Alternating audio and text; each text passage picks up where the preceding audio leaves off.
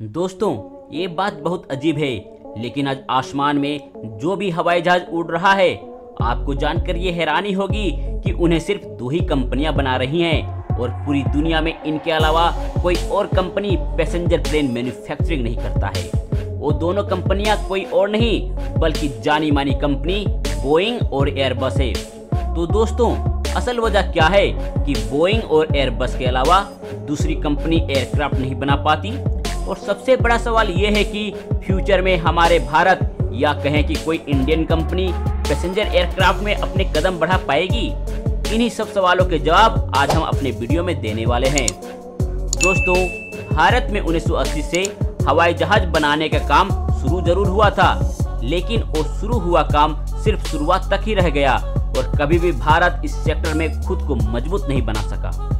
ऐसा बिल्कुल भी नहीं है कि हमारे देश में रिसोर्सेज की कमी है या फिर जहाज बनाने के लिए जरूरी टैलेंट और नॉलेज की कमी है।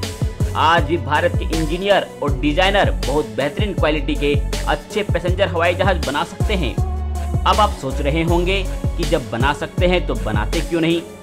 इसके लिए आपको थोड़ा एविएशन मार्केट को समझना पड़ेगा, क्योंकि भारत ही क्या, भारत जैसे कई देशों का प्लेन ना बना पाने का मेजर रीजन और कुछ नहीं बल्कि यही एविएशन मार्केट ही है, जिसको महज ये दो कंपनियां कठपुतली की तरह चला रही हैं, जिस वजह से यहाँ पर किसी भी बाहर की कंपनी को एंट्री नहीं मिलती और भारत भी उन्हीं देशों में आता है जिसको इस एविएशन मार्केट में एंट्री नहीं मिली है। दोस्तों, अब ऐसा क्यों है और कैसे इस मार्केट की शक्ल ऐसी बन गई है जिसमें किसी और की एंट्री अलाउ ही नहीं है? इसे समझने के लिए आपको इन दोनों कंपनियों के इतिहास को समझना पड़ेगा। तो आपको बता दें कि बोइंग और एयरबस की कंपनी की सफलता के पीछे बहुत बड़ा इतिहास रहा है। बात करें बोइंग की, तो 1918 में बोइंग की शुरुआत अमेरिका में हुई। एक लकड़ी व्यापारी ने एक एविएशन कंपनी खोली जिसका नाम बोइंग रखा गया और देखते ही देखते यह एक बहुत बड़ी कंपनी बन गई। शुरुआत में यह कंपनी वर्ल्ड वार के दौरान military aircraft, fighter jets, transportation aircraft बनाती थी, जिस वजह से यह कंपनी सरकार के लिए बहुत इंपॉर्टेंट कंपनी बनकर काफी लंबे समय तक रही, क्योंकि उस समय पर बोइंग के अलावा मार्केट में कोई नहीं था। इसीलिए इसे सरकार भी बड़ा करने के लिए सपोर्ट करती थी। इसके बाद जब सेकेंड वर्ल्ड वार अपने चरम पर पहुंचा और अमेरिकन गवर्नमेंट ने $100 बिलियन तक की फंडिंग बोइंग कंपनी को दी, जिसके तहत बोइंग कंपनी ने वार के लिए बहुत सारे जेट्स, एयरक्राफ्ट के अलग अलग मॉडल बनाकर अमेरिकी गवर्नमेंट को मुहैया करवाती रही। लेकिन उस समय पर कई सारी छोटी बड़ी एविएशन कंपनी इस इंडस्ट्री में डेवलप कर रही थी। इन कंपनीज ने भी जंग के लिए एयरक्राफ्ट, फाइटर जेट्स और कुछ नए इनोवेशन दिखाए, लेकिन उस समय तक बोइंग अपने आप में जितना बड़ा बन गया था और जिस तरह से सरकार का सपोर्ट था, उसकी वजह से कोई भी एविएशन कंपनी बोइंग कंपनी के सामने टिक नहीं पाती। ऐसे में इस कंपनी से अमेरिका इस पूरे मार्केट को अपने अंडर में किए हुए था और पूरी दुनिया की एविएशन इंडस्ट्री में अमेरिका की मोनोपोली चल रही थी। इसी चीज को खत्म करने के लिए फिर पूरी दुनिया में बाकी के बड़े देश आगे आए और उन्होंने सोचा कि इसका कुछ किया जाना चाहिए। इसीलिए आखिर में जर्मनी, फ्रांस और यूके ने फाइनली ये फैसला किया कि वे अपनी छोटी छोटी एविएशन कंपनियों को मिलाकर एक बड़ी और पावरफुल एविएशन कंपनी बनाएंगे, जिसके बाद उस ताकतवर कंपनी को बनाने की शुरुआत हुई जिसका नाम रखा गया एयरबस। और इसी तरह एयरबस कंपनी वजूद में आई। दोस्तों, तब से लेकर आज तक बोइंग और एयरबस ये दो कंपनियां मौजूद हैं और इन दोनों कंपनीज के सरकार के साथ स्ट्रॉन्ग रिलेशन है। अब रिलेशन है तो उससे फायदा क्या है? ये कंपनियां पैसे देकर अपने हिसाब से रूल्स, रेगुलेशंस और पार्लियामेंट्री डिसीजंस को भी चेंज करने की पावर रखती है।